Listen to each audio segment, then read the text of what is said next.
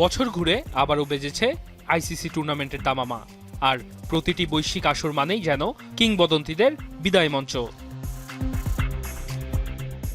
গেল বছর টি-20 বিশ্বকাপে ভারত চ্যাম্পিয়ন হওয়ার পর একই সঙ্গে আন্তর্জাতিক মঞ্চে ক্রিকেটের সংক্ষিপ্ত ফরম্যাটকে বিদায় জানিয়েছিলেন রোহিত শর্মা, বিরাট কোহলি ও রবীন্দ্র জাদেজা। ছোট ফরম্যাটে বিদায় নিলেও এখনও ক্রিকেট বিশ্বের অন্যতম বড় নাম রোহিত কোহলিরা। তবে তাদের সাম্প্রতিক পারফরমেন্সের ধার ঠিক আগের মতো নেই, সমালোচনা হচ্ছে টুকটাক। আর তাই এবারের চ্যাম্পিয়ন্স ট্রফি শেষেই যে তারা ওয়ানডে ক্রিকেট বিদায় জানাবেন সেটা প্রায় নিশ্চিত। অন্যদিকে জাদেজার পারফরমেন্স নিয়ে কোনো সমালোচনা নেই। পরের বৈশ্বিক আসরও হবে 2 বছর পর, তাই 36 বছর বয়সী জাদ্দুর 2 বছর এই ফরম্যাটে খেলা চালিয়ে যাওয়া তার জন্য অসম্ভবের কাতারে। তাই এটাই যে এই বাঁহাতির শেষ আইসিসি ইভেন্ট তা বলাই যায়।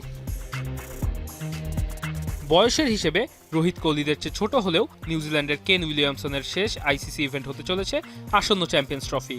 সম্প্রতি ভালো শেপে থাকলেও প্রায় বিভিন্ন ধরনের ইনজুরির শিকার হচ্ছেন তিনি। ধারণা করা হচ্ছে নিজের ক্যারিয়ার 2027 পর্যন্ত লম্বা করবেন না কিউই কিংবদন্তি। আফগান ক্রিকেট জাগরণের অগ্রদূত মোহাম্মদ নবী। যতদিন দেশটির ক্রিকেট থাকবে আলোচনায় থাকবে এই অলরাউন্ডারের নাম। 40 ছুঁইছি নবী, ফর্মটাও ঠিক আগের মতো নেই, আর তাই পাকিস্তানেই ক্যারিয়ারের ইতি টানার সম্ভাবনা আছে তার। যদিও নিজের সন্তানের সাথেও জাতীয় দলে খেলার স্বপ্ন দেখছেন এই পাঠান, তবে তা টি-20 ফরম্যাটে হবার সম্ভাবনাই বেশি। এই তালিকায় আছেন 2 বাংলাদেশি মুশফিকুর রহিম ও মাহমুদুল্লাহ রিয়াদও। 38 ছুঁই মিস্টার ডিপেন্ডেবল কিংবা 39 পেরোনো ক্রাইসিসম্যান রিয়াদ 2 বছর পর হয়তো মাতাতে পারবেন না এ মাঠ। এই তালিকায় থাকতে পারত সাকিব আল হাসান কিংবা তামিম ইকবালের নামও, তবে তামিম অবসর নেয় ও সাকিব বোলিং অ্যাকশন কিংবা রাজনৈতিক পরিস্থিতির কারণেই দেশের জার্সি জড়িয়ে মাঠ থেকে বিদায় নেবার সুযোগ পাচ্ছেন না।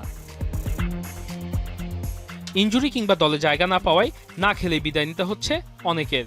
তবে শেষ মুহূর্তে স্কোয়াড থেকে নিজের নাম সরিয়ে নেয় হয়তো আইসিসির শেষ ইভেন্টটাও মিস করলেন অজি কিংবদন্তি মিচেল স্টার্ক। ওয়াসিল হক পান্থ, এখন।